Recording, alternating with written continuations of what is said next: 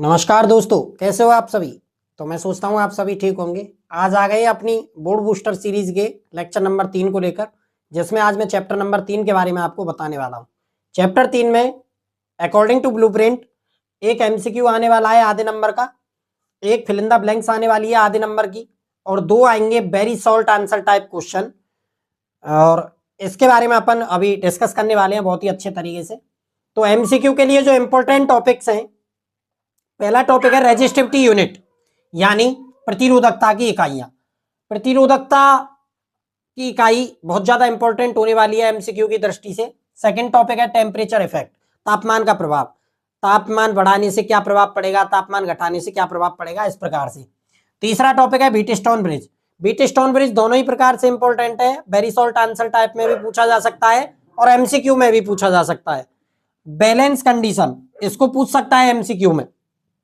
अच्छा, अगला जो टॉपिक है fill in the blanks. Mobility एक बार फिर से इंपॉर्टेंट होने वाली है।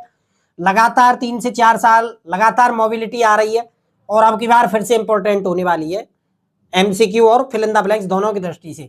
आपको बता दूं, जो टॉपिक मैं एमसीक्यू में बताता हूं और जो topic fill in the blanks में बताता हूं, ये इंटर कोलैप्स भी कर सकते हैं एक दूसरे से। ऐसा ही नहीं है कि केवल जिसे फिल इन द ब्लैंक्स में बताया वो फिल इन द ब्लैंक्स में आए, वो टॉपिक उठ के एमसीक्यू में भी आ सकता है।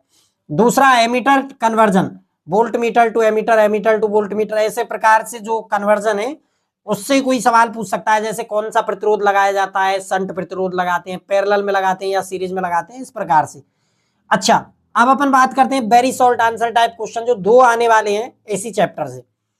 इसमें अगेन इंपॉर्टेंट होने वाला है internal resistance, Kirchhoff's law, very very important है। फर्स्ट लॉ और सेकंड लॉ। बहुत बार क्या होता है, मैंने इन जनरल अपनी क्लास में बताया हुआ है, एक बार आपको भी बता देता हूं। यदि वह केवल जंक्शन रूल बोले तो जंक्शन रूल का मतलब है फर्स्ट लॉ, और अगर वो बोले किरचॉफ का लूप का नियम, इसका मतलब सेकंड लॉ। यानी लूप शब्द सेकंड लॉ में काम आएगा और जंक्शन फर्स्ट लॉ में। फर्स्ट लॉ मतलब जंक्शन रूल, प्रथम नियम संधि नियम, सेकंड लॉ यानी लूप रूल। ये इंपॉर्टेंट है बहुत ज्यादा, मैंने मोस्ट लगा रखा है। अगला topic drift velocity and mobility, again important होने वाला है। लास्ट ईयर भी इंपॉर्टेंट था, उससे लास्ट ईयर भी इंपॉर्टेंट था।